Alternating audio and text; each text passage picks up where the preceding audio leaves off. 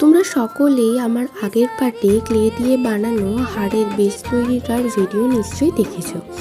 নমস্কার, আমি দেবপ্রিয়া। আজকে তোমাদেরকে দেখাবো ওই হাড়ের ম্যাচিংয়ে আমি ক্লে দিয়ে একটা কী করে ইয়াররিং বানাই।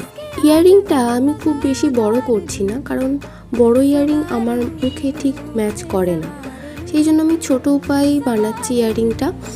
ইয়াররিংয়ে আমি একটা হাঁস অ্যাড করব, যেটা আমি বানানোর চেষ্টা করছিলাম কিন্তু পারছিলাম না, সেই জন্য আমি বোনকে বলেছিলাম ওটা বানিয়ে দিতে। সেই জন্য বোন হাঁসটা বানিয়ে দিচ্ছিল মা। হাঁসটা বেশ কিউট দেখতে হয়েছে। আমি কানেরটার আর হাড়টার কালার ভিডিওটা তোমাদেরকে পরের একটা ভিডিওতে দেখাবো। একটা ভিডিওতে এত কিছু দেখানো সম্ভব হয় না। তোমরা যদি সেই ভিডিও দেখতে চাও অবশ্যই আমার চ্যানেল এবং পেজটাকে সাবস্ক্রাইব ফলো করতে ভুলো না। তো দেখা হচ্ছে তোমাদের সাথে নেক্সট ভিডিওতে।